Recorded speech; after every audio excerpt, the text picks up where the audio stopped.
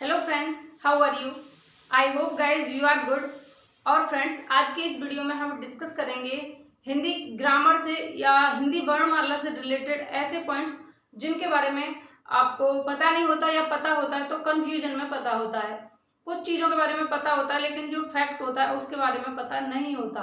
तो इस तरीके की जो कंफ्यूजन होती है उसको दूर करने के लिए एक छोटा सा टॉपिक मैंने यहाँ पर लिया है वर्णमाला से, संयुक्त वर्ण से, ठीक है, जिसको मैं बहुत कम टाइम में आपको बहुत अच्छे तरीके से समझाने का प्रयास करूंगी। तो चलिए स्टार्ट कर लेते हैं। तो फ्रेंड्स, आप कई बार लिखा देखते होंगे आप इस तरीके से, जो संयुक्त व्यंजन है, ठीक है, जैसे ये संयुक्त व्यंजन है छा, ठीक, और इधर भी मैं एक बार लिख देती हूँ इस तरीके से, ठीक है। तो आप देखते होंगे, आपसे पूछा जाता है कि किन दो वर्णों के मेल से ये बने हुए हैं। आपसे ये पूछा जाएगा कि किन दो वर्णों के मेल से बने हैं, तो आपको पता है का और सा के मेल से ये बने हुए हैं, ठीक है। दोनों साइड में लिख देती हूँ, का और सा के मेल से। अब आप देखेंगे कि यहाँ पर अगर आपने इस तरीके से लिखा है तो ये दोनों ही गलत हैं, क्योंकि आपको ये पता है कि ये जो बना हुआ है किससे बना है, का और सा के मेल से। लेकिन का में जब तक आप हलंत नहीं लगाते तब तक आपका गलत होता है, ठीक है। का में जब तक आप हलंत नहीं लगाते तब तक आपका गलत होता है। अब एक कंडीशन होती है जहां पर आपको दोनों में हलंत लगा हुआ दिखाई देगा, ठीक है, आपको दोनों में हलंत लगा हुआ दिखाई दे सकता है इस तरीके से। और कई बार ऐसा होता है कि आपको एक में लगा हुआ दिखाई देगा और एक में नहीं, तो आप कंफ्यूज होते हैं कि आखिर सही कौन सा है। कहने का मतलब ये है कि ये सिचुएशन आपके सामने है, अब आप सोचेंगे कि ये सही है या फिर ये सही है। तो मैं आपको एक बात बता दूं कि यहाँ इसके नीचे अगर हलंत लगा हुआ है तो हम दोनों में हलंत लगाएंगे, क्योंकि आप हमें ये पता है कि ये हमारा जो व्यंजन है का और सा के मेल से बना है। जबकि कोई भी व्यंजन, जैसे सा व्यंजन है, इसके अंदर भी क्या छुपा हुआ है, आ छुपा हुआ है। जैसे ही हम इसके अंदर से आ को निकाल लेंगे तो ये किस तरीके से लिखा जाएगा, इस तरीके से। तो हमें ये पता रहना चाहिए कि जब हमारे छा व्यंजन जो है संयुक्त व्यंजन, इसके अगर ऊपर हलंत लगा हुआ है तो हम दोनों में हलंत का प्रयोग करेंगे, क्योंकि हमारा छा अधूरा है। जब हमारे छा में सिर्फ का और सा मिला हुआ है तो हमें आ नहीं रखना। अगर हमें आ रखना है तो हम यहाँ पर क्या करेंगे, हलंत हटा देंगे, और आ नहीं रखना है तो हलंत को लगा देंगे। कहने का मतलब इतना है कि अगर यहाँ पर हलंत लगा हुआ है तो यहाँ पर भी हम दोनों में हलंत का प्रयोग करेंगे, ये सही है। अगर यहाँ हलंत नहीं लगा है तो इसमें हम हलंत का प्रयोग नहीं करेंगे, क्योंकि इसमें हमारे में आ इंक्लूड है तो हम सा में आ को इंक्लूड रखेंगे। तो इतनी बात आपको समझनी है कि दोनों ही सही हैं, ये भी सही है और ये भी सही है।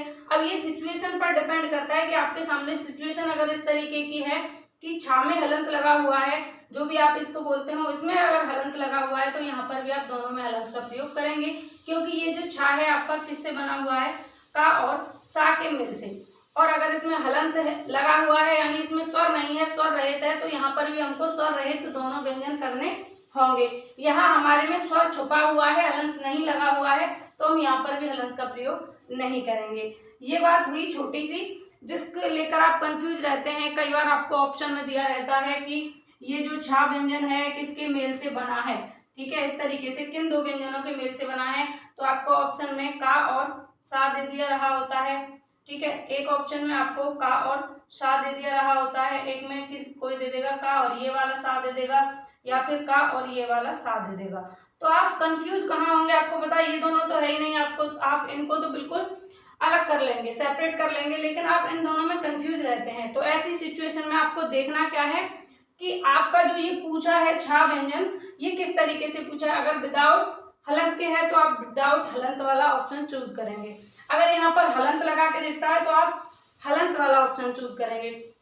इसके अलावा एक चीज और आपको ध्यान रखनी है कि अगर आपके ऑप्शन में इस तरीके से दिया हुआ है और ये ऑप्शन आपको नहीं मिलता, ठीक है, ये ऑप्शन आपको नहीं मिलता, यहाँ पर कुछ और लिख देता है, तो आपको अगर यहाँ हलंत लगा हुआ है तब भी यही ऑप्शन चूज करना पड़ेगा, और नहीं भी लगा हुआ है तब भी आपको यही ऑप्शन चूज करना पड़ेगा। तो ये बात आपको समझ में आई होगी, बहुत छोटी सी बात है, बेसिक चीजें हैं, लेकिन इनमें कंफ्यूजन रहती है। कई बार विवाद भी हो जाता है। तो मेरे सामने ही विवाद हुआ था कि कुछ लोग कह रहे थे कि ये वाला सही है और कुछ लोग कह रहे थे ये वाला सही है।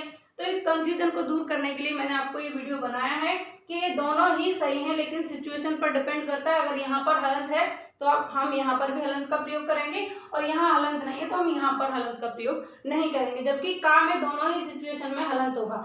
ऐसा अगर ऑप्शन आपको देखने को मिले का और सा, तो हमारा ये ऑप्शन गलत हो जाता है, क्योंकि यहाँ का पर हमें हलंत लगाना जरूरी रहता है, क्योंकि ये हमारा व्यंजन है और व्यंजन को स्वर रहित हम जब कर देते हैं, कोई भी वर्ण है उसको स्वर रहित जब हम कर देंगे तभी वो हमारा व्यंजन कहलाएगा।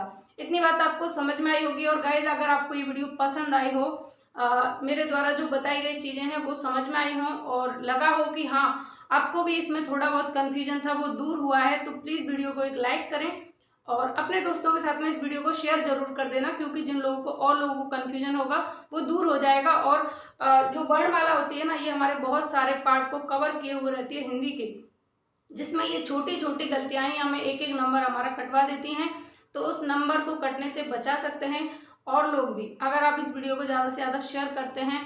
तो मिलेंगे ऐसे ही नेक्स्ट वीडियो में कुछ फैक्ट्स के साथ में, तब तक के लिए बाय बाय।